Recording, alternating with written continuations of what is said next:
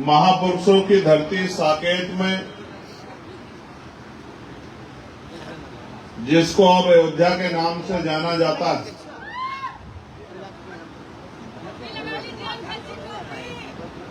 आज 16वें प्रभु जन सम्मेलन में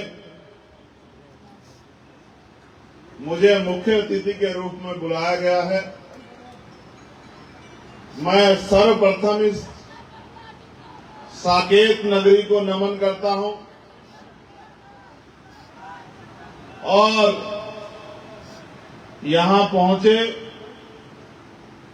हमारे इस मंडल के सभी सम्मानित पदाधिकारियों को, कार्यकर्ताओं को, इस क्षेत्र के सभी प्रबुद्धजनों को बहुत बहुत धन्यवाद देता हूं और उनका आभार प्रकट करता हूं।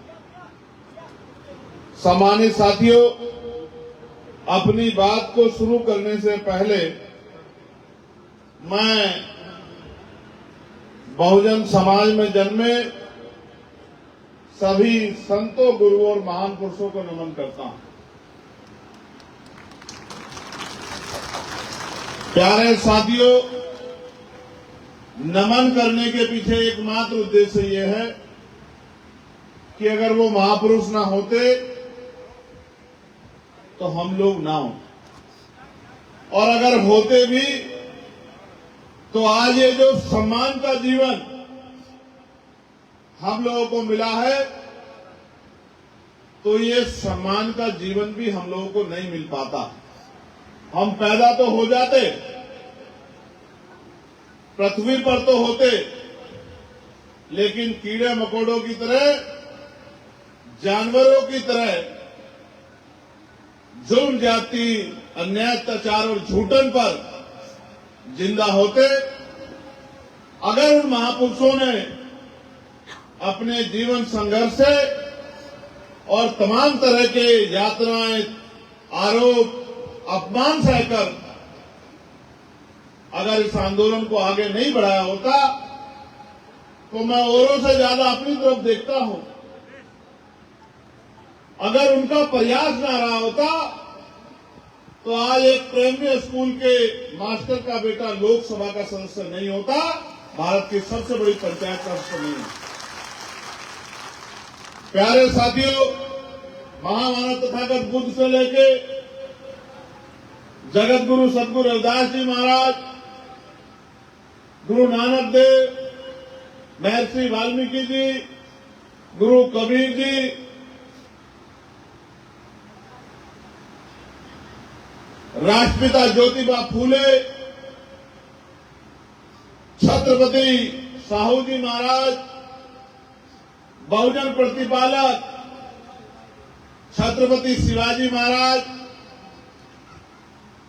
ईवी पेरियार रामानायकर स्वामी, पेरियार ललई यादव, महामना रामसू वर्मा, बाबू जगदेव प्रसाद कुशवाहा, जननायक कपूरी ठाकुर, बाबू शिवदयाल चौरसिया, स्वामी ब्रह्मानंद लोधी, मां वीरांगना बाई अहिल्याबाई होलकर, मां फातिमा शेख, मां उदादेव पासी, महाराजा लाखन पासी, महाराजा बिजली पासी, करोड़ों महिलाओं के मुक्तिदाता विश्वरत्न डॉक्टर बाबा साहब अम्बेडकर, संत राम बी प्रजापति जी,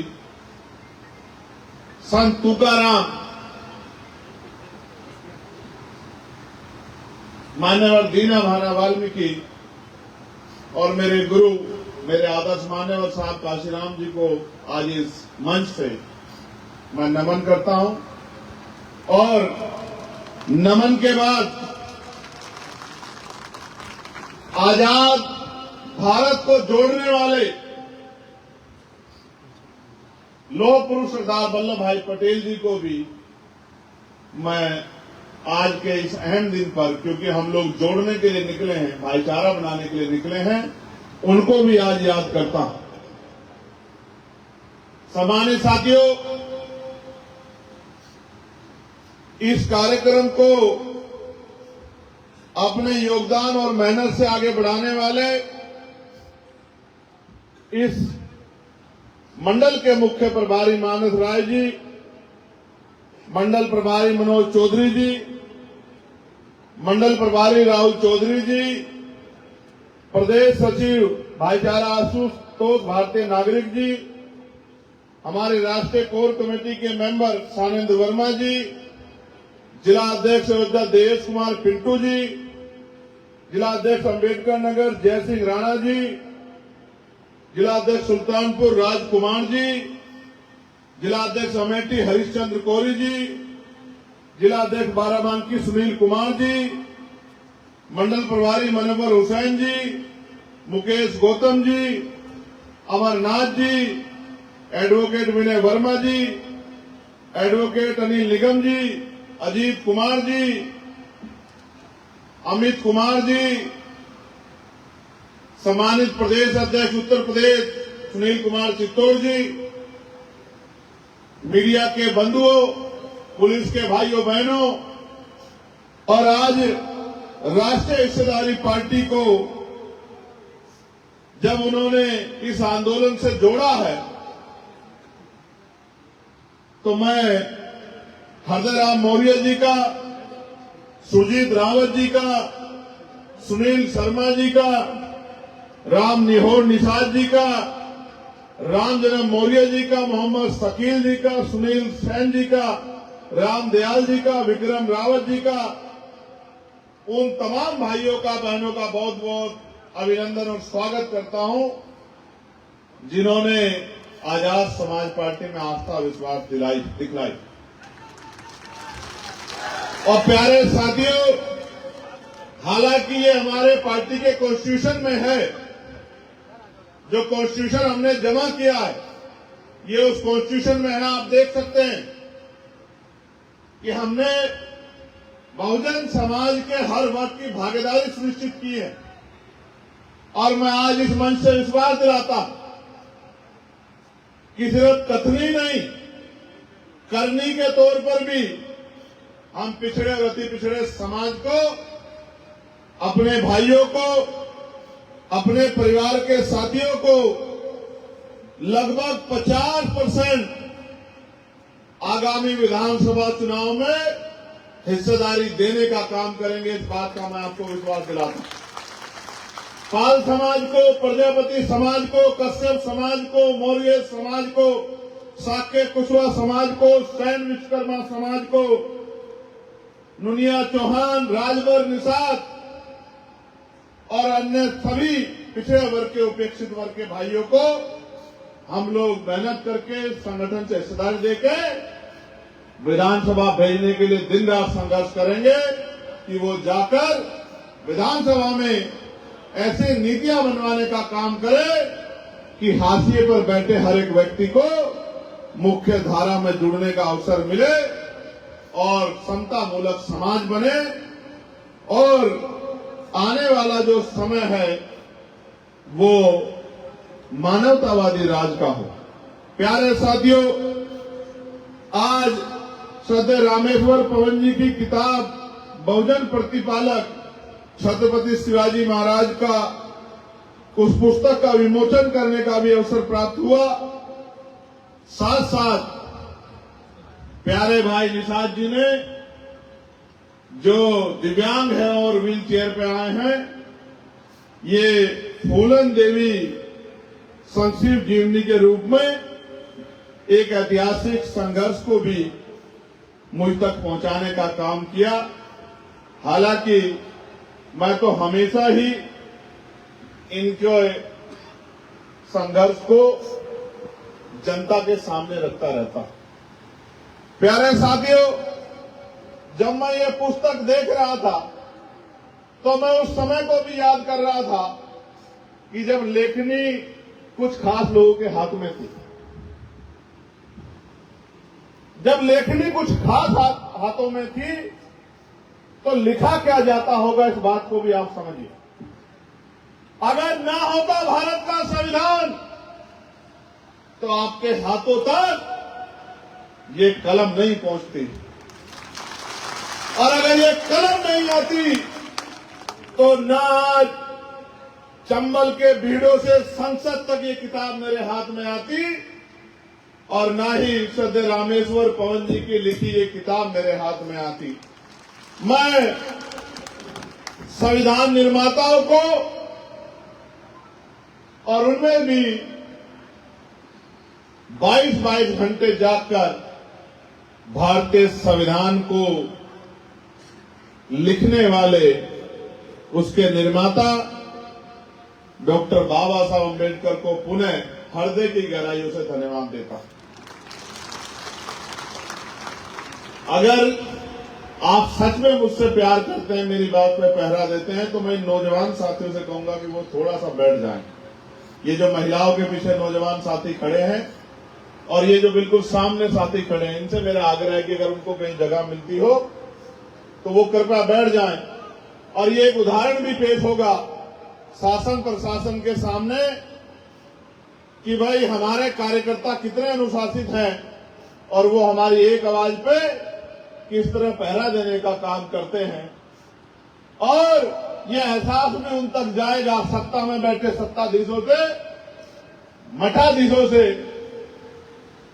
कि आने वाले कल में जो कार्यकर्ता ना आंधी देखता, ना तूफान देखता, ना दिन देखता, ना रात देखता, ना साधन संसाधन देखता, ना अपना भूखा पेट देखता, और जिस तरह से लगातार वो मेहनत कर रहा है उसकी मेहनत जाया नहीं जाएगी और उत्तर प्रदेश में आने वाला समय आजाद समाज पार्टी काशीराम का होगा, इस बात का एहसास भी उनको हो जाएगा। साथ साथ इस बात के एहसास के साथ साथ इसका टेलर वो त्रिस्तरीय पंचायत चुनाव में भी उनको देखने को मिलेगा। जब ग्रामीण सरकार बनेगी, प्रधान बनेगा, क्षेत्र पंचायत सदस्य बनेगा, जिला पंचायत सदस्य बनेगा, प्रमुख और जिला पंचायत अध्यक्ष बनाने के लिए तो सत्ता से टकराव करना पड़ेगा। उसमें भी आप जानते हैं कि भीम आर्मी आजाद समाज पार्टी का झंडा डंडा दोनों बहुत मजबूत है, इस बात को भी किसको छिपा नहीं सकता। प्यारे साथियों, कुछ लोगों ने यहां अभी प्रेस कॉन्फ्रेंस की और कहा, इससे पहले भी कुंभ के समय उन्होंने कहा था कि हम चंद्रशेखर आजाद का पिंडदान कर रहे हैं। अब उन्होंने कहा कि हम लोग उसको अयोध्या में घुसने नहीं देंगे। मैं ऐसे भागड़ बिल्लों से और जो मैं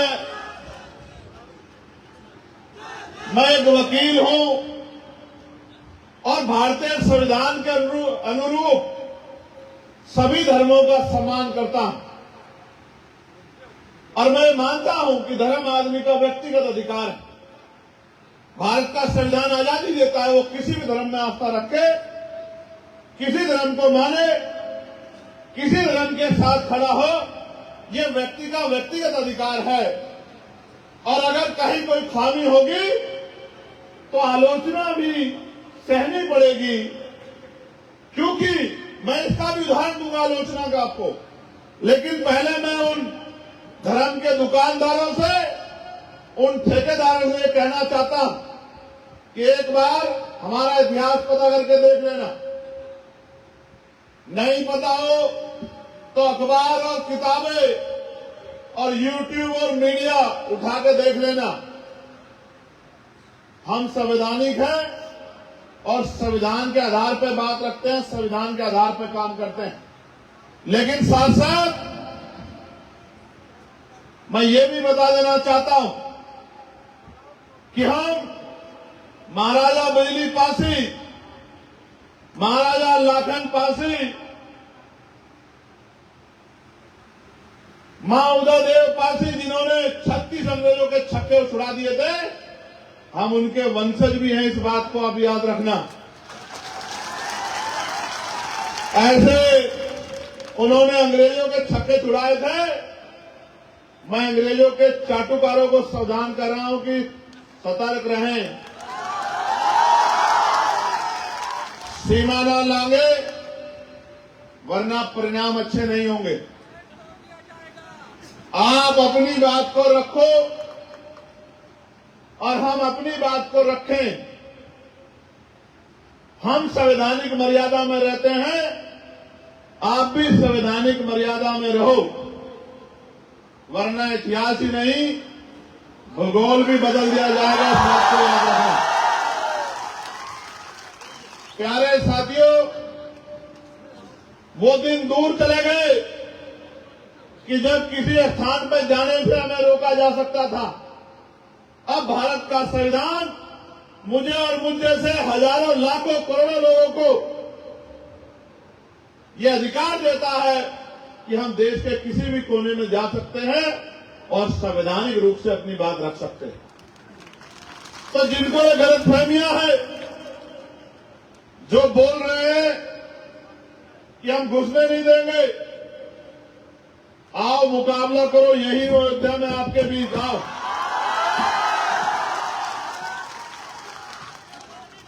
प्यारे साथियों, मैं इतिहास का छात्र हूं और मैं जानता हूं कि घाघरा कुछ ही किलोमीटर में सरयू की हो जाती है। मैं इस बात को जानता हूं, मैंने इतिहास पढ़ा है। मैंने भीमा कोरेगांव का भी इतिहास पढ़ा।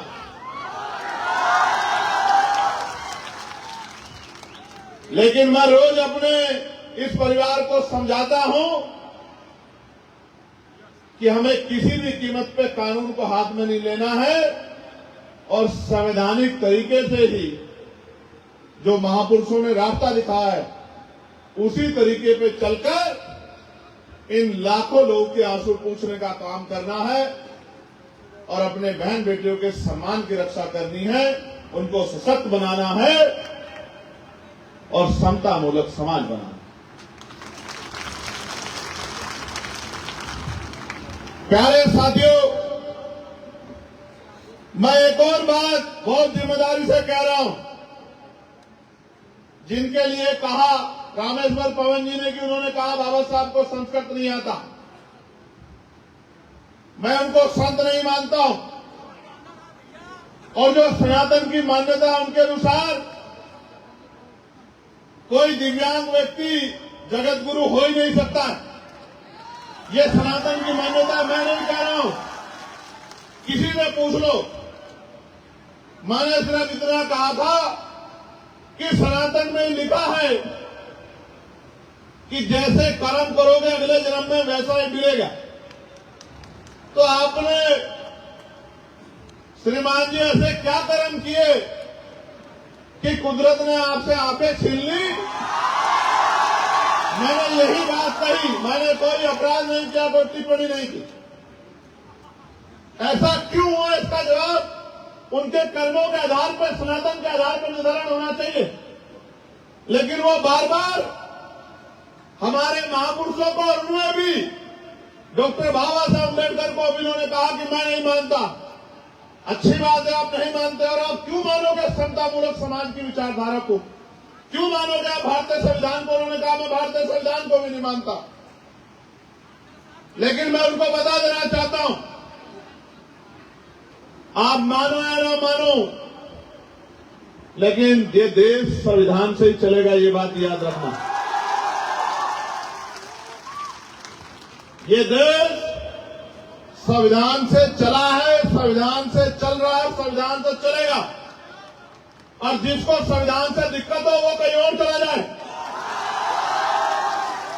जिसको भारतीय संविधान में आस्था ना हो वो किसी दूसरे देश के संविधान में जो आस्था रखता हो वहां चला जाए जहां उनका राज हो। यहां भारतीय संविधान का राज है और यहां के प्राइम मिनिस्टर भी संविधान को माथे पे लगाते हैं। याद है नहीं याद है आपको? अगर कोई संविधान के विरोध में जाके अनर्गल टिप्पणी करेगा, संविधान सम्मत कार्रवाई करा के उसको जेल में भिजवाने का काम भी आजाद समाज पार्टी भीम आर्मी के लोग करें। प्यारे साथियों, ये जो कार्यक्रम है प्रबुद्ध जन सम्मेलन, ये बड़ा महत्वपूर्ण कार्यक्रम है। और मैं अयोध्या के मंडल की पूरी टीम को बहुत धन्यवाद दूंगा। जिस तरह का अनुशासन उन्होंने आज बनाया है, उन्होंने एक जोरदार तमाचा उन लोगों को मारा है जो लोग आजाद समाज पार्टी को क्षेत्रीय पार्टी या पश्चिम का एक मजबूत दल कहते हैं।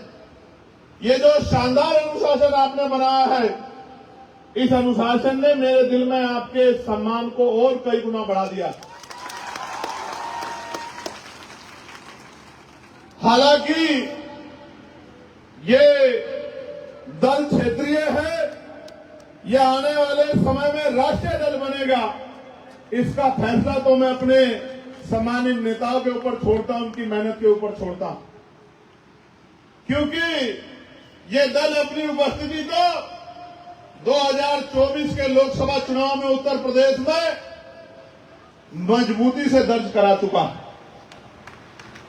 एक वो कोना जो उत्तराखंड के बॉर्डर से मिलता है, जिसको बिजनौर कहते हैं, क्रांतिकारी धरा बिजनौर,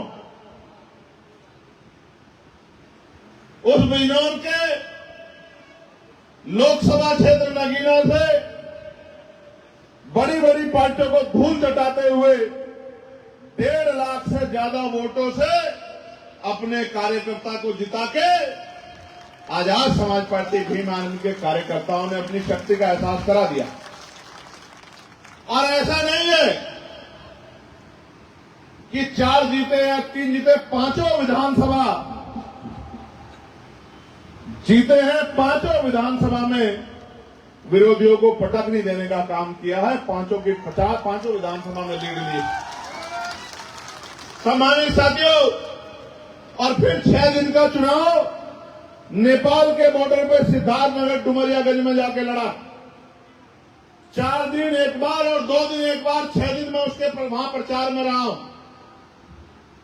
और 6 दिन के अंदर प्रचार के अंदर कार्यकर्ताओं की मेहनत से, हमारी पार्टी के प्रमुख नेताओं की मेहनत की वजह से, एक एक साथी की मेहनत की वजह से 80,000 से ज्यादा वोट आजाद समाज पार्टी के प्रत्याशी को वहां पर मिला। ये इस बात का उदाहरण है कि पूर्व हो या पश्चिम या उत्तर हो या दक्षिण, चारों तरफ आजाद समाज पार्टी अपनी मेहनत से अपनी जगह बना रही है। और वो दिन दूर नहीं है कि उत्तर प्रदेश के हर गली कोने में आजाद समाज पार्टी का झंडा लहराएगा। ये वो दिन दूर नहीं। सम्मानित साथियों, प्रभु जन सम्मेलन ही क्यों? हालांकि इस बात को शुरू करने से पहले मैं ये भी बता देना चाहता हूं कि ये पहला ऐसा प्रोग्राम है जहां हवा लग रही है। मैं बड़ी जिम्मेदारी से कहता हूं, झूठ नहीं बोलता, साफ सुथरी बात कहता हूं। पिछले 15 प्रोग्राम जो सहारनपुर से शुरू हुए और प्रदेश के कोनों कोनों में गए, सभी मंडलों में, ये 16वें मंडल का कार्यक्रम है। ये 16वां प्रभुजन सम्मेलन है। इसलिए इससे पिछला प्रोग्राम बरेली में था। आज 21 तारीख है, 17 तारीख को बरेली में था। जितने लोग अंदर थे कार्यक्रम में, उससे 6-7 गुना मीडिया का कहना है कि लोग बाहर थे। और इसी तरह के पंडाल बाहर भी बने थे। पार्टी के लोगों ने बहुत मेहनत की थी, लेकिन गर्मी इतनी थी कि मैं भी और सामने वाले भी, जब कार्यक्रम खत्म हुआ तो ऐसा लग रहा था कि किसी नदी में कूद कर आए। फिर जाते ही कपड़े बदलकर पुनः लोगों के बीच में जाना था। तो आज भी मैं एक अलग से एक आवश्यक जोड़ी लेके आया था, लेकिन यहां बड़ी जिम्मेदारी से, बड़ा सुकून से कह रहा हूं कि इसी एक जोड़ी में आज का काम चल जाएगा। मैं आपको बहुत बहुत धन्यवाद देता हूं। सम्मानित साथियों, प्रभुजन सम्मेलन क्यों? प्रभुजन सम्मेलन इसलिए कि नौजवानों ने अपनी क्रांति से साबित कर दिया कि वो इस संघर्ष को कामयाबी तक पहुंचाने के लिए दिन रात मेहनत कर रहे हैं, लेकिन एक कमी महसूस होती थी कि जो अनुभव है और जो जोश है, जब तक ये मिलेगा नहीं, एक टीम नहीं बनेगी, एक परिवार नहीं बनेगा, एक परिवार की तरह काम नहीं करेगा, तब तक बात दूर तक नहीं जाएगी। तो फिर यह तय हुआ कि सभी मंडलों में जाकर प्रभुजन सम्मेलन होंगे और वहां रहने वाले पूर्व प्रधान, वर्तमान प्रधान, पूर्व क्षेत्र पंचायत सदस्य, पूर्व जेल जिला पंचायत सदस्य, पूर्व रिटायर कर्मचारी अधिकारियों से के साथ उनको निमंत्रण भेज के उनसे चर्चा परामर्श होगा, उनके सुझाव लिए जाएंगे और उन सुझाव के आधार पर आजाद समाज पार्टी काशीराम को में उन सुझावों को लगाकर एक शक्ति बनाई जाएगी। और जब शक्ति बनेगी तो वो दिन दूर नहीं कि आपके भूखे पेटों तक भी स्वस्थ भोजन आएगा, साफ सुथरा भोजन आएगा, आपके प्यासे गलों में भी साफ सुथरा पानी आएगा और आपकी आंखों के आंसू खत्म होंगे, आपका वो इंतजार खत्म होगा जो इंतजार एक लंबे समय से यहां हक वंचित समाज के लोग कर रहे हैं। प्यारे साथियों, पहले प्रबुद्धजन सम्मेलन होते थे, लेकिन तमाम पार्टियां एक ही जाति के लोगों को मंच पर बिठाती थी और बाकी लोगों को सामने बिठाती थी और ये कहती थी कि ये प्रबुद्धजन है, इनके आधार पे हमें चलना। लेकिन हम लोग महापुरुषों को मानने वाले लोग, मेरा ये मानना है, बाबा साहब अम्बेडकर कहते थे जिस समाज में 10 डॉक्टर, 10 इंजीनियर, 10 वकील तैयार हो जाएंगे, उनके अधिकारों को छीना नहीं जा सकता है, उनकी तरक्की को रोका नहीं जा सकता है। आज तो भारतीय संविधान की बदौलत हम पे हजारों डॉक्टर, हजारों इंजीनियर, हजारों वकील, हजारों पत्रकार, हजारों चिंतक, हजारों प्रोफेसर, हजारों तमाम तरह के कुशल प्रतिनिधि हमारे पास मौजूद हैं। तो हमें बाबा साहब अम्बेडकर की बात को मानकर एकजुट होकर, समन्वय बनाकर, नीति बनाकर, विधि बनाकर समर्पित भाव से काम करना चाहिए। इसलिए प्रबुद्धजन सम्मेलन बुलाए और समाज के प्रतिष्ठित लोगों को मंच पर बिठा के, जो हक वंचित बहुजन समाज के लोग हैं, उनको मंच पर बिठाकर उनके जरिए चर्चा परिचर्चा करके जो दूसरे दल मनुवाद की विचारधारा को पालन करते हुए एक जाति को प्रभुत्व बताते थे, उनके खिलाफ महापुरुषों की मानवतावादी सोच को स्थापित करने का काम इन प्रबुद्धजन सम्मेलन के जरिए किया। जब प्रबुद्धजन सम्मेलन शुरू हुए, पहला सम्मेलन हुआ तो किसी की समझ में नहीं आया, लेकिन जब दूसरा, तीसरा प्रबुद्धजन सम्मेलन आया और चौथा सम्मेलन आगरा में हुआ और 5वां सम्मेलन लखनऊ में हुआ, प्रदेश की राजधानी में बात पहुंची तो सत्ता और विपक्ष के लोगों की बेचैनी बढ़नी शुरू हुई। उनको लगा कि ये तो कुछ अलग ही हो रहा है। और मैं आज बड़ी जिम्मेदारी से आपको कह सकता हूं, जिस तरह का कार्य आजाद समाज पार्टी भीम आर्मी के साथियों ने शुरू किया है, वो दिन दूर नहीं जब तीसरे पंचायती चुनाव का परिणाम आएगा। आप देखना, आजाद समाज पार्टी उत्तर प्रदेश का सबसे बड़ा दल होगा। इस बात को मेरी आप याद रखना। प्यारे साथियों, इनमें हमने कुछ विषय रखे हैं, जैसे जातिवार जनगणना। कोई कुछ भी कहे, आप मेरे पार्लियामेंट के हर एक स्पीच को उठा के देख सकते हैं। मैंने पहले दिन से पार्लियामेंट में कहा था, मौर्य जी जिस बात को कह रहे थे कि जिसकी जितनी संख्या भारी उसकी उतनी हिस्सेदारी, ये फॉर्मूला लागू होना चाहिए। उसके लिए जातिवार जनगणना की जरूरत है और सिर्फ गणना की जरूरत नहीं है। गणना तो 2011 में भी हुई थी, क्योंकि जातिवार गणना 10 साल में होती है, लेकिन इस देश में SC ST की गणना तो होती है और अन्य जातियों की गणना नहीं होती है। 1931 के बाद हुई भी नहीं। लगभग 90 साल से ज्यादा का समय बीत गया है।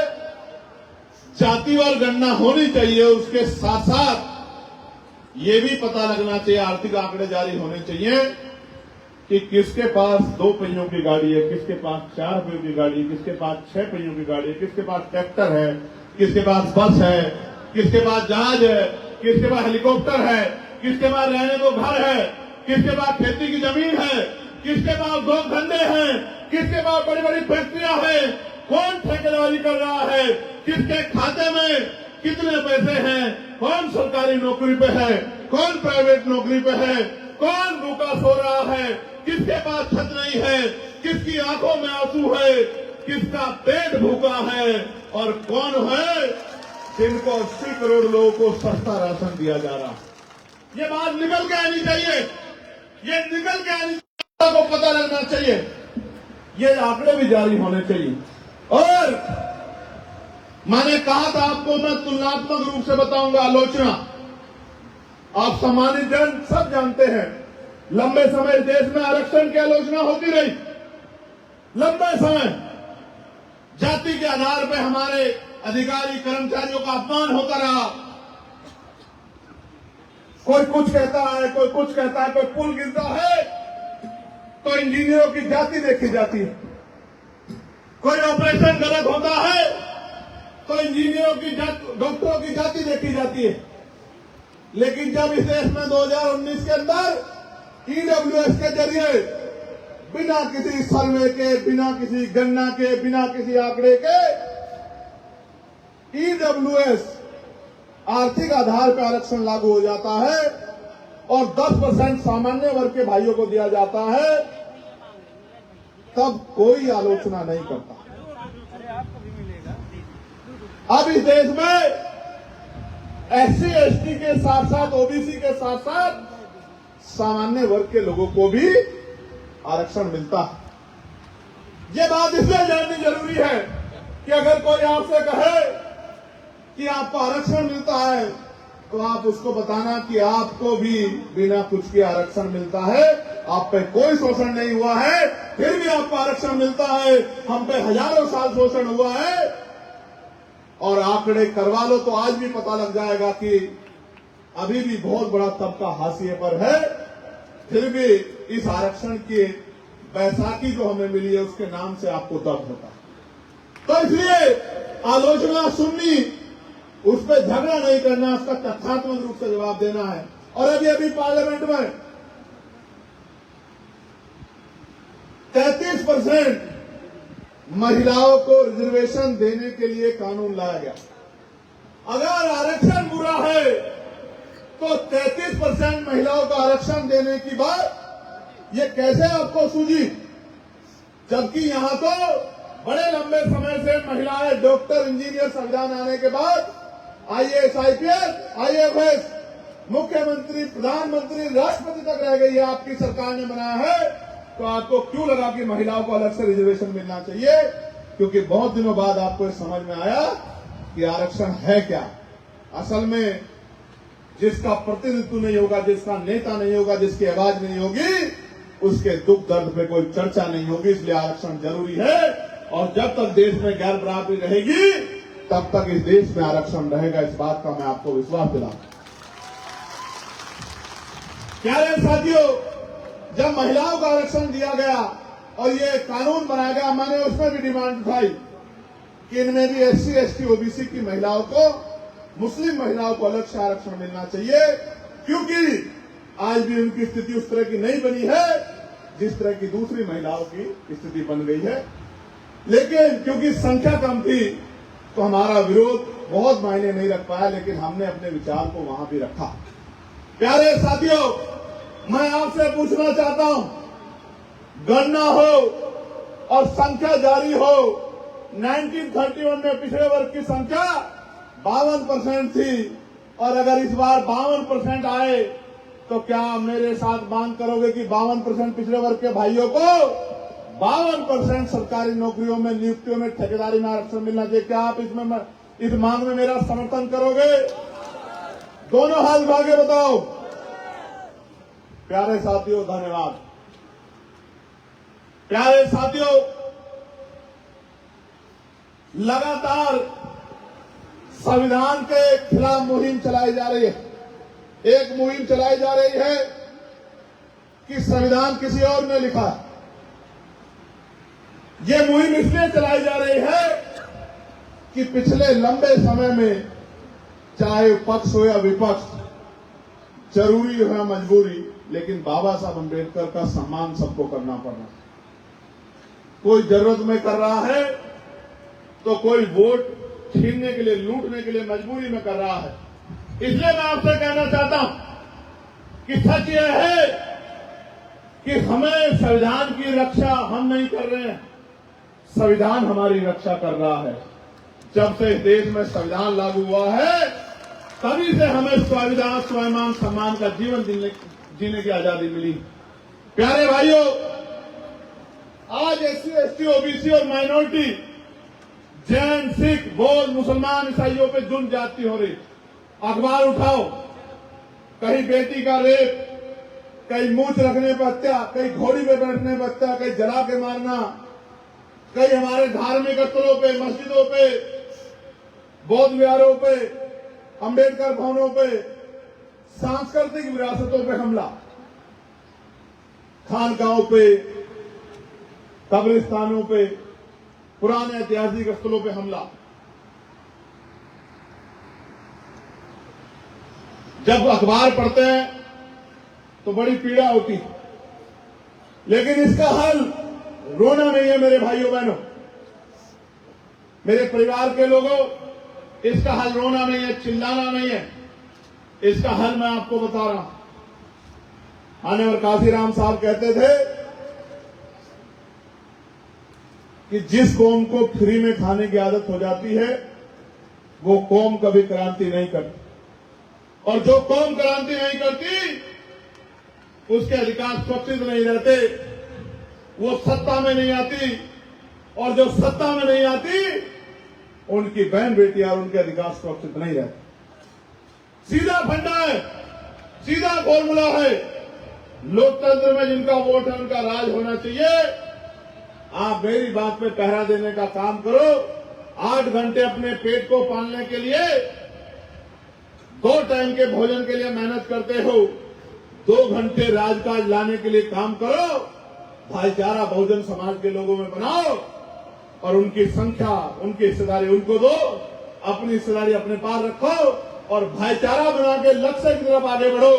जब राजकाज बनेगा तो ऐसी नीतियां बनेगी, ना कोई भूखा सोएगा, ना किसी के सर पे छत की परेशानी होगी, ना किसी को पढ़ने के लिए प्राइवेट स्कूलों में जेब कटवानी पड़ेगी, और न इलाज के लिए अस्पतालों की, प्राइवेट अस्पतालों में जमीन गिरवी रखनी पड़ेगी या कर्ज लेना पड़ेगा। इस बात का मैं आपको विश्वास दिलाता हूं।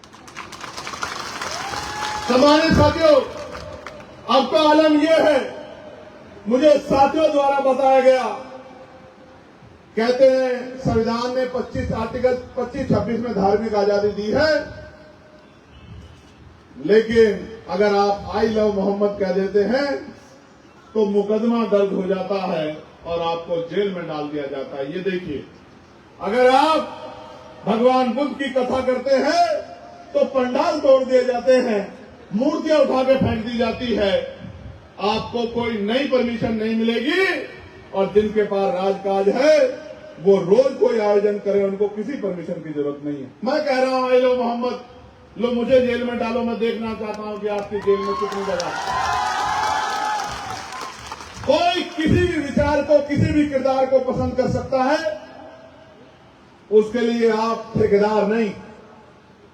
जितना प्यार हम बाबा साहब अम्बेडकर को करते हैं, उतने उन तमाम क्रांतिकारी महापुरुषों को भी करते हैं जिन्होंने गैर बराबरी के खिलाफ आंदोलन चलाया।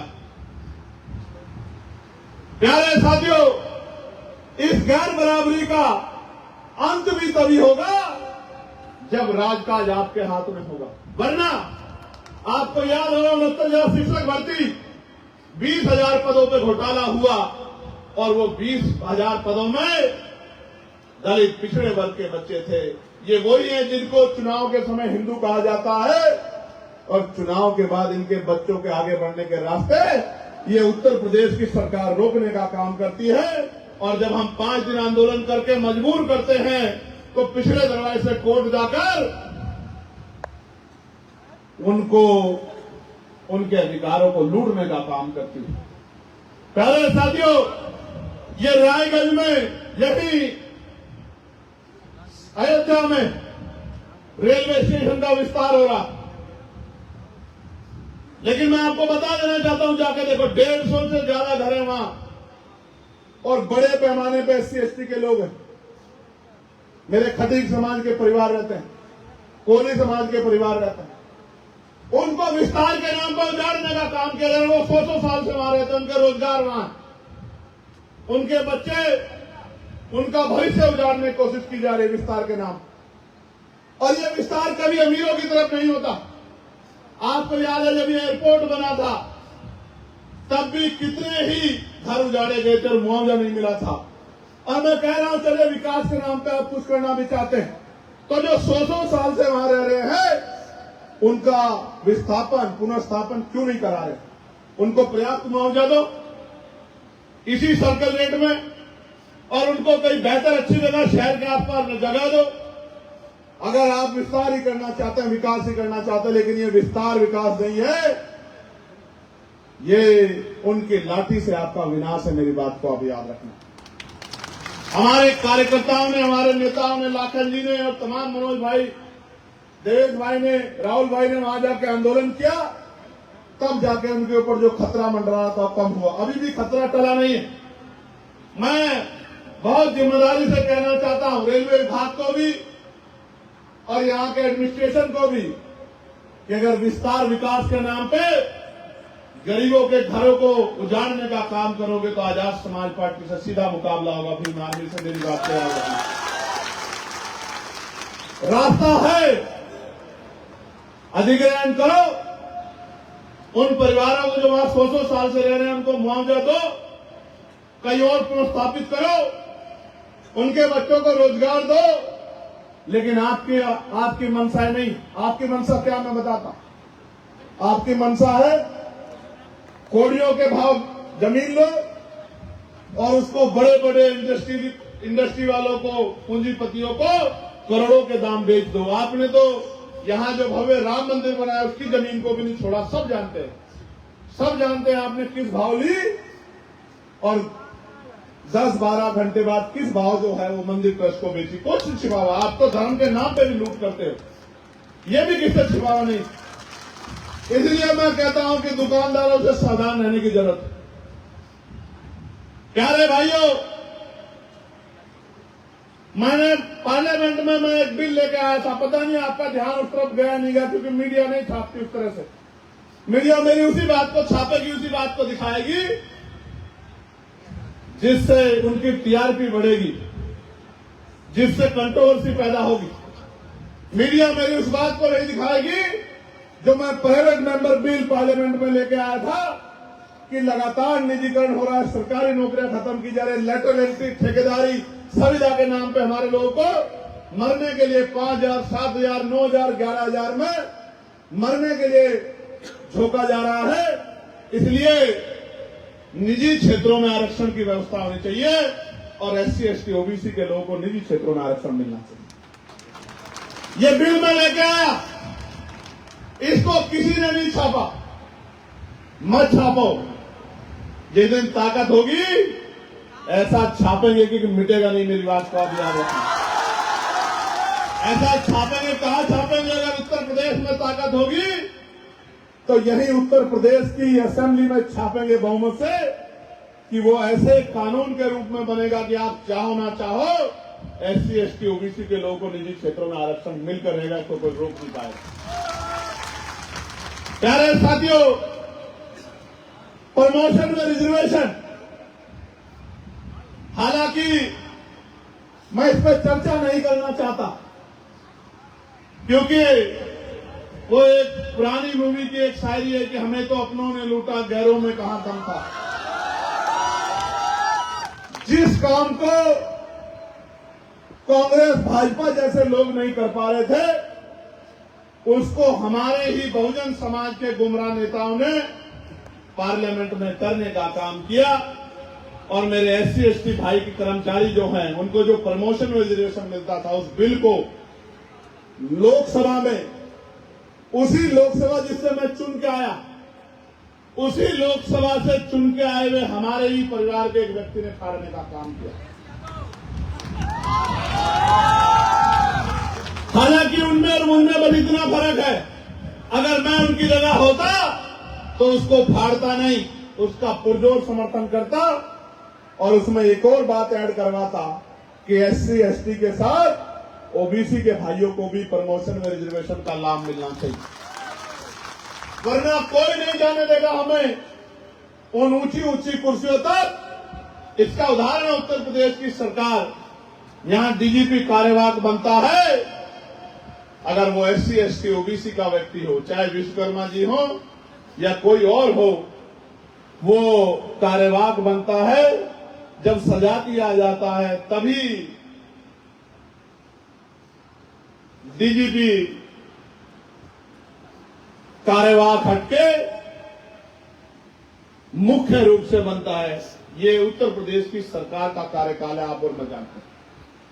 और यहां भी कोई, यहां नेता बहुत हैं, उनके सरकार को पकड़ के रखने वाले, उनकी कुर्सियों को, लेकिन उन वर्गों में भी कोई मुख्य सचिव उनको नहीं मिल पाता। कभी कोई दिल्ली से आता है या फिर जिसको बनाया जाता है उसको ही, जिसको बनाना है उसको ही कहीं से उठा के लाके बनाया जाता है। ये इनका सामाजिक न्याय है। इसके साथ साथ मैंने जो ठेकेदारी है, उत्तर प्रदेश हो या देश, जितने भी कार्य सरकारी पैसे से होते हैं, उन ठेकों में, सरकारी ठेकों में पहले हमारी पूर्वोत्तर की सरकार ने SC ST के भाइयों को आर्थिक रूप से मजबूत करने के लिए आरक्षण की व्यवस्था की। जब उन महाशय की सरकार आई, उन्होंने उसको बढ़ाया नहीं। मैं और उनमें इतना फर्क है कि मैं होता तो SC ST के साथ OBC भाइयों को भी, अति पिछड़े भाइयों को भी ठेकेदारी में आरक्षण की व्यवस्था लागू करा के देता। सरकारी ठेकों में उन्होंने किया क्या, इसके विपक्ष में उन्होंने उन ठेकों को, सरकारी ठेकों में जो आरक्षण का प्रावधान, उसको ही खत्म कर दिया। ये फर्क है उनमें, बाकी ज्यादा फर्क नहीं है। प्यारे भाइयों, मंडल कमीशन, आप जानते हैं किस तरह मंडल कमीशन आया। और हिंदुत्व के ठेकेदारों, देश जानता है कि मंडल कमीशन का विरोध कौन कर रहा था और मंडल कमीशन का समर्थन कौन कर रहा था। कौन सा दल था जिसने मंडल कमीशन पर सरकार गिरा दी थी, और वो कौन था, कौन सा विचार था जो 45 दिन तक बोट क्लब पे आंदोलन कर रहा था कि मंडल कमीशन लागू करो वरना कुर्सी खाली करो। ये नारा कौन लगा रहा था? मंडल कमीशन ने इनके पिछड़े वर्ग के भाइयों को मुख्य धारा में लाने के लिए कॉन्स्टिट्यूशन के आर्टिकल 340 में जो प्रावधान है, जिसमें देर हुई क्योंकि केंद्र में हमारी सरकार नहीं बनी कभी, जिसमें देर हुई उसको लागू करने की बात थी। मैं विश्वनाथ प्रताप सिंह जी को धन्यवाद दूंगा, बिल्कुल धन्यवाद दूंगा, क्योंकि उनकी सोच सामाजिक न्याय की थी। उसके साथ साथ दबाव था बहुजन समाज के नेताओं। लेकिन सामान्य साथियों, 2 सिफारिशें लागू हुई और 38 सिफारिशें अभी भी डस्टबिन में पड़ी हुई। इसलिए मंडल कमीशन की संपूर्ण सिफारिशें लागू होनी चाहिए। इसके लिए भी हम प्रबुद्धजन सम्मेलन में अपने लोगों से चर्चा करते हैं कि जब नीति बनेगी तो उसका लाभ सबको मिलेगा। प्यारे साथियों, एक बहुत महत्वपूर्ण जो मांग आज देश के मन में चिंता में है, उस पर बार बार चर्चा भी होती है। मैं आपसे पूछना चाहता हूं कि आप इस पे क्या सोचते हैं। प्यारे साथियों, बार बार चर्चा हो रही है कि ईवीएम से वोट की चोरी हो रही। मैं आपसे जानना चाहता हूं, जो लोग चाहते हैं कि आने वाले चुनाव ईवीएम से हो, वो ऐसे हाथ खड़ा कर लें। जो चाहते हैं कि आने वाले चुनाव ईवीएम से होते रहें और जो चाहते हैं बैलेट पेपर से चुनाव हो, वो हाथ ना खड़ा करें, वो मुट्ठी बंद कर लें ऐसे। और मैं मीडिया के बंधुओं को कहूंगा, ये लोकतंत्र है, जरा दिखाओ।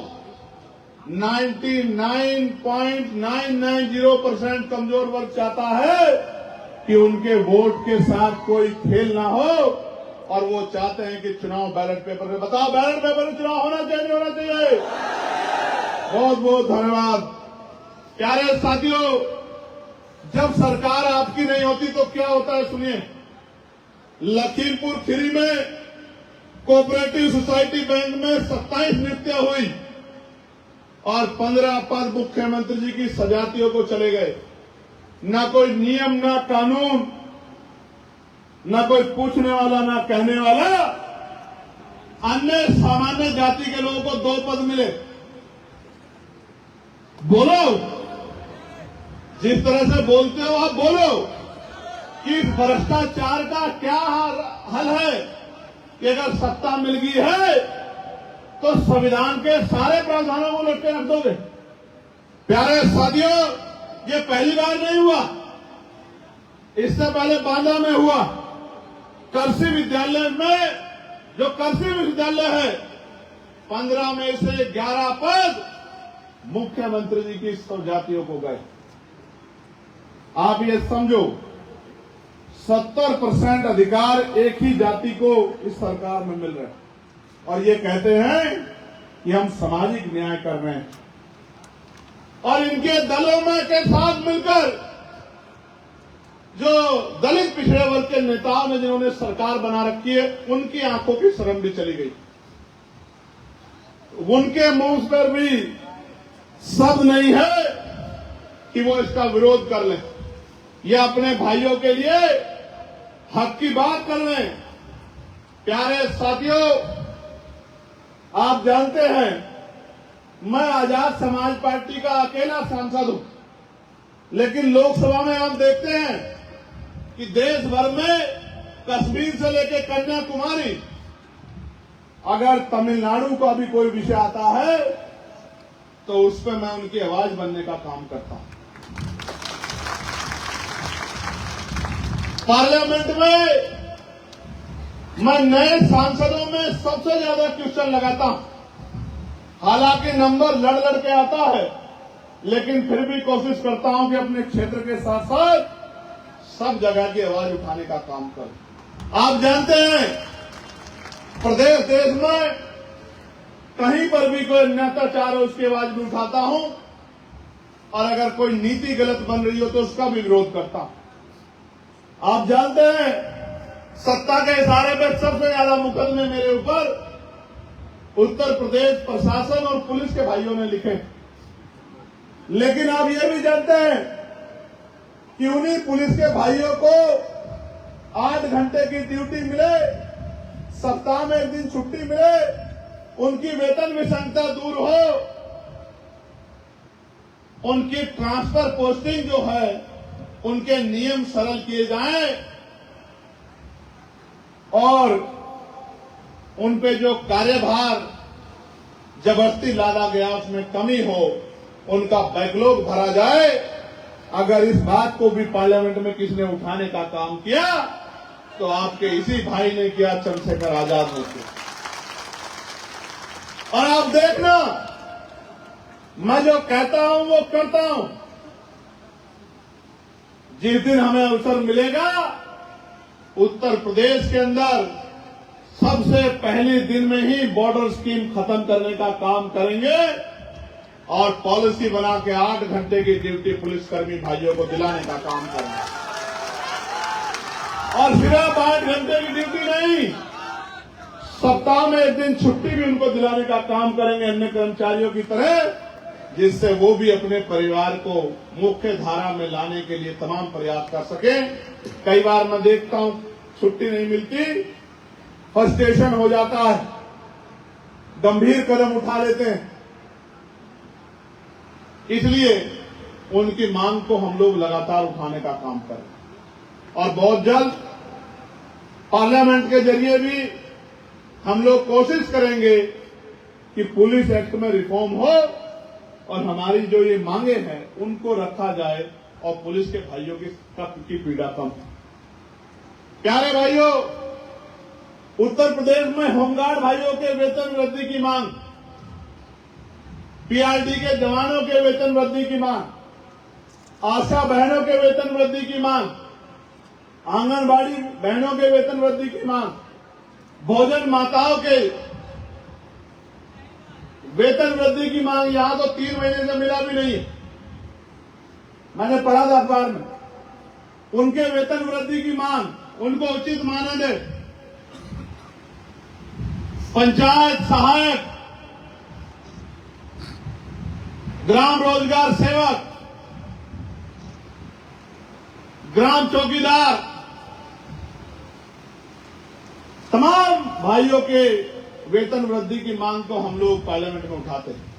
और मैं आज इस मंच के माध्यम से कह रहा हूं, जब अवसर बनेगा, ताकत बनेगी, तो पॉलिसी बना के कम से कम 21,000 रुपए वेतन इन लोगों को हम लोग दिलाने का काम करेंगे जिनका वेतन कम।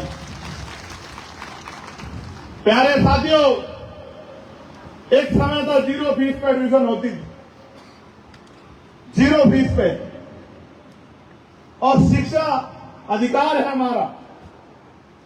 इस देश में राइट टू एजुकेशन के नाम पे कानून बना है, लेकिन आप जानते हैं जब स्कूल मंच के नाम पे बंद किए जा रहे थे तो पार्लियामेंट में ही सरकार का टेकुआ पकड़ने वाला भी आपका भाई चंद्रशेखर आजाद, जिसने नियमों के अनुरोध में जागरूक आकर सरकार को उनकी गलती का एहसास कराने का काम किया, जिसके बाद पीसी करके शिक्षा मंत्री उत्तर प्रदेश ने मेरी बात को ही दोहराते हुए कहा कि 1 किलोमीटर के अंदर जो स्कूल है वो बंद नहीं किए जाएंगे और जहां जरूरत है वो स्कूल भी बंद नहीं किए जाएंगे। हजारों स्कूल जो बंद किए जा रहे थे वो स्कूल पुनः जो है खोले गए।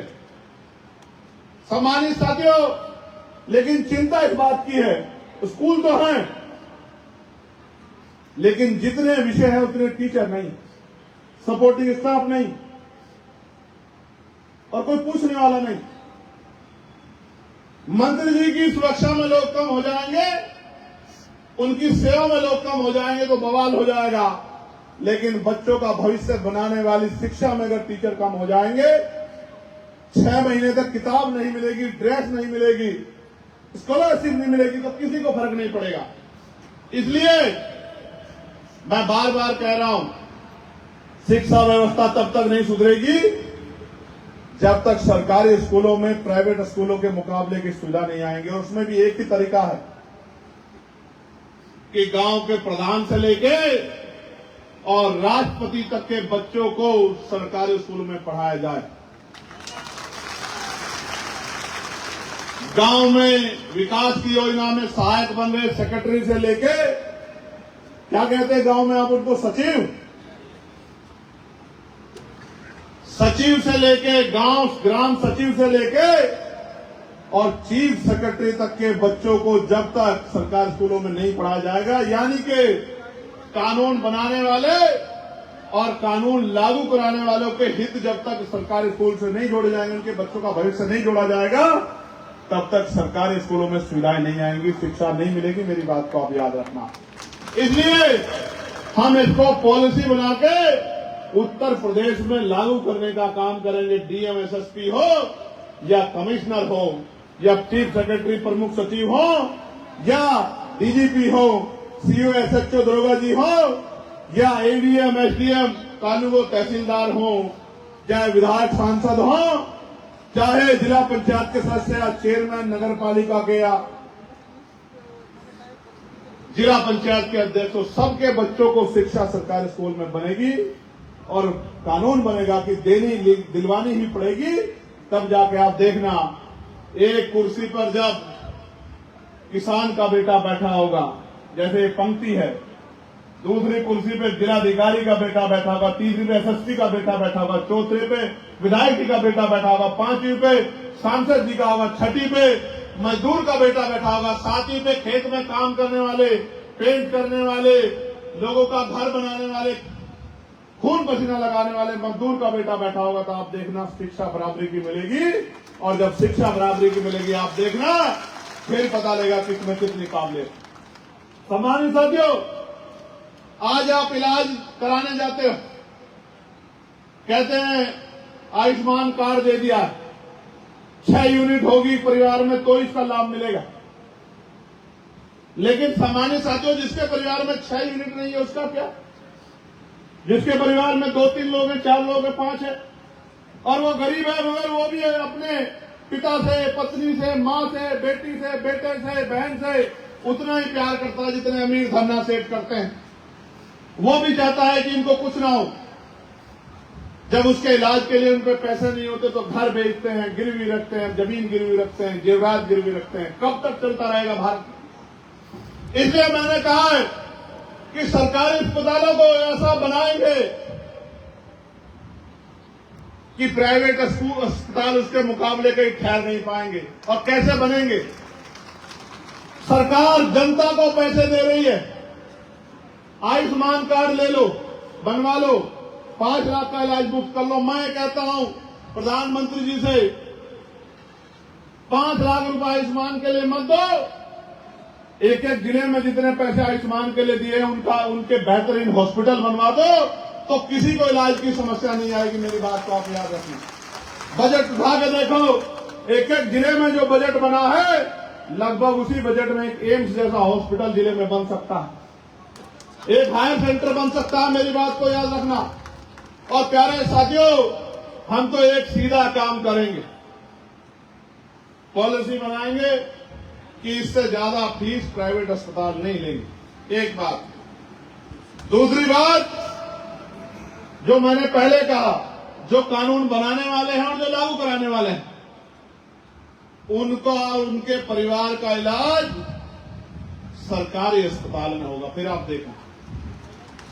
देखना, जब सांसद जी, विधायक जी, चेयरमैन साहब, जिला पंचायत अध्यक्ष, जिला पंचायत सदस्य, मंत्री जी, मुख्यमंत्री जी, chief secretary, additional secretary, under secretary, director, जब DGP, ADGP, ADG, IG, DIG, SSP, SP, CO, SHO, दरोगा जी, हेड कांस्टेबल साहब, तहसीलदार, कानूगो, नायब, एसडीएम, एडीएम, जिलाधिकारी, कमिश्नर, जब इनके बच्चों का इलाज, कुदरत ना करे बीमार हो, लेकिन बीमार होने पे जब इनका और इनका इलाज, जब एक बेड पर जिलाधिकारी जी का इलाज होगा, दूसरे पे विधायक जी का, तीसरे पे सांसद जी का, उनके परिवार के लोगों का, और उन्हीं पे मेरे और आपके जैसे गरीब किसान मजदूर परिवार के बच्चों का इलाज होगा, उनके परिवार का,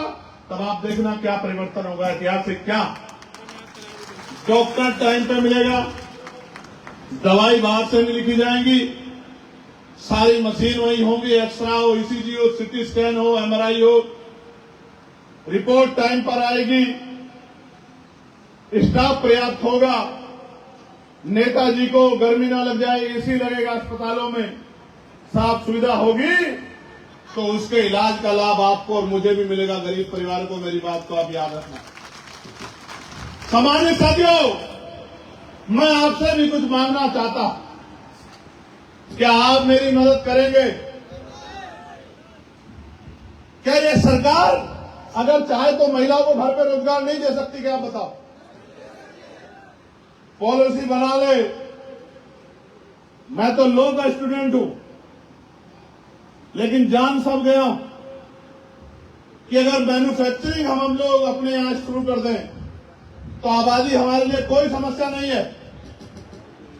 अगर मैन्युफैक्चरिंग हमारे यहां शुरू हो जाए, जो माल हम बड़ी बड़ी कंपनियों से बनवा रहे हैं वो हम गरीब परिवारों से क्यों नहीं बनवाते, समूह बना के? मैन पावर हम पे बहुत है,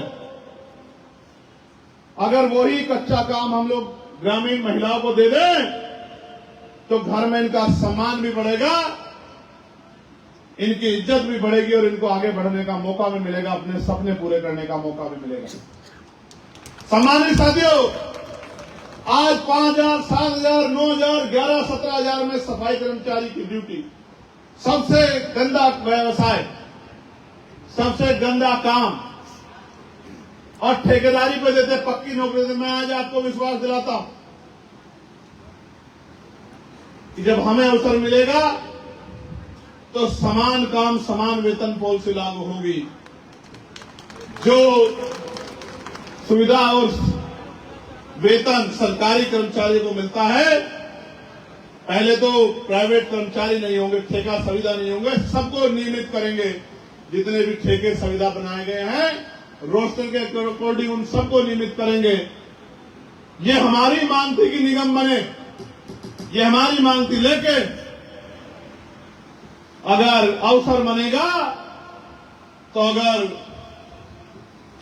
प्राइवेट रोजगार भी देना पड़ा तो उसको वेतन और सम्मान सुविधा वही देंगे जो सरकारी कर्मचारी को मिलती है। इस बात का मैं आपको विश्वास दिलाता हूं।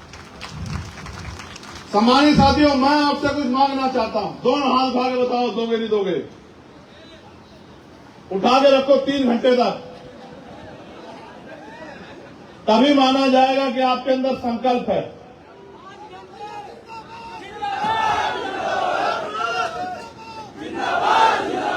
सम्मानित साथियों, हाथ नीचे कीजिए। मैं आपसे पूछना चाहता हूं, अभी आपने एक स्थान पे आजाद समाज पार्टी को मौका दिया है। हालांकि मैंने सूरज को आगे बढ़ाने की कोशिश की थी, आपने सूरज का हाथ उस तरह नहीं पकड़ा, यानी कि आप अभी रोशनी नहीं चाहते हो। सूरज निकलेगा तभी तो आपके घरों में उजाला आएगा। आएगा नहीं आएगा? तो मैं आपसे पूछना चाहता हूं, जब एक सांसद आपने बनाया तो आपके इतने मुद्दों पे चर्चा होती है, सरकार से आंख से आंख मिला के जवाब मांगा जाता है। आने वाले 30 पंचायत चुनाव में अगर आप ग्रामीण सरकार, प्रधान, बीडीसी, जिला पंचायत सदस्य आजाद समाज पार्टी का बनाएं तो आप देखिए कैसे आपके क्षेत्रों में काम नहीं होगा। जिनकी बागडोर चंद्रशेखर आजाद के हाथ में होगी, क्या वो आदमी गलती कर सकता है? क्या वो आदमी आपसे मुंह मोड़ सकता है?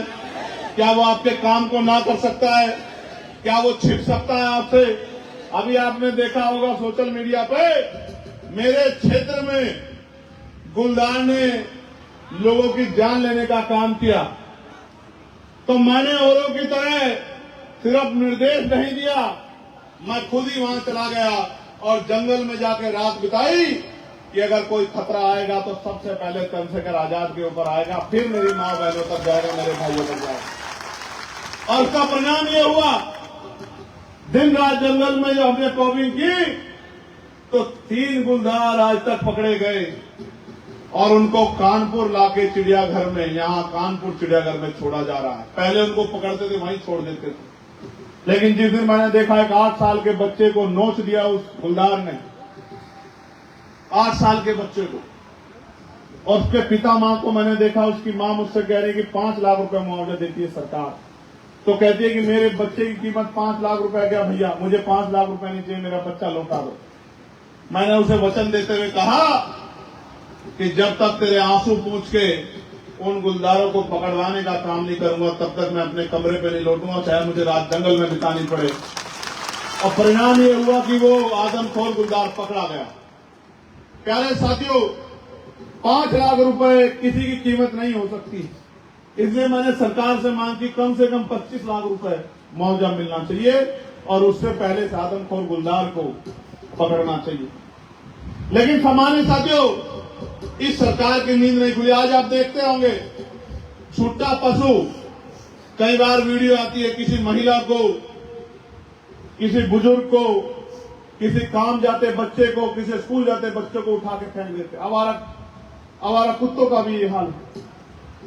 लेकिन ये सरकार इंसानों की जान की परवाह नहीं करती। और सही बात तो यह है कि ये उन पशुओं की परवाह भी सिर्फ राजनीतिक कारणों से करती है। वरना आप चेक करके देखो, बीफ एक्सपोर्ट में हम दूसरे तीसरे नंबर पे चले गए। कौन से नंबर में? दूसरे नंबर पे चले गए। और जब ये आए थे तो शायद छठे सातवें नंबर पे होंगे। देखो मैं आपको ये उदाहरण के तौर पे बता रहा हूं। ये जो कहते हैं उसके उल्टा करते हैं। बीफ एक्सपोर्ट में हम लोग दूसरे नंबर पे चले गए और यहां छुट्टा पशुओं ने लोगों को की खाल उधेड़ने का काम किया। आप गौशालाओं में जाइए, कई बार आप देखते हैं गायें मरी पड़ी हैं, कोई पूछने वाला नहीं। सम्मानित साथियों, मुझे और आपको चिंतन करना पड़ेगा कि हमारी दुख तकलीफें कैसे दूर होंगी, हमारी समस्याओं का कैसे हल होगा, हमारे पढ़े लिखे बच्चों को रोजगार कैसे मिलेगा, हमारी गरीबी बेबसी लाचारी कैसे खत्म होगी, हम पे जो जुल्म हो रहा है वो जुल्म कैसे खत्म होगा, हमारी आंखों के आंसू कैसे सोखेंगे, हमारे आने वाली पीढ़ियों को कैसे सम्मान मिलेगा। ये बात हमें समझनी पड़ेगी। और एक ही फॉर्मूला है, भाईचारा बनाइए। क्या लिखा है? अस्तित्व बचाओ, अस्तित्व बचाओ, अस्तित्व बचाओ, अस्तित्व बचाओ। और जिन महापुरुषों का नाम मैंने लिया है वो तमाम महापुरुष वो हैं जिन्होंने अपने और अपने परिवार के अपने बच्चों का बलिदान दिया, अपने जीवन को निछावर किया, तब जाके आज ये कपड़े हमारे तन पे आए। मैं मुस्लिम भाइयों से भी कहना चाहता हूं, हमारे मंच पर उपस्थित है, हालांकि ये भी सच है कि तब से ही लोग मुस्लिम कहने लगे हैं जब से मैं बोलने लगा। उससे पहले तो अल्पसंख्यक कहते थे, आप लोग इस बात को जानते हैं। नहीं जानते हो तो अपने जो राजनीति कर रहे हैं उनसे पूछ के देख लो। अल्पसंख्यक समाज कहते थे। मैंने कहा कि इतने बड़े समाज को, उनके आइडेंटिटी को इग्नोर नहीं किया जा सकता, तो मुस्लिम समाज ही कहना चाहिए। आज जरा सी कोई बात हो जाए एकदम बुलडोजर आ जाता।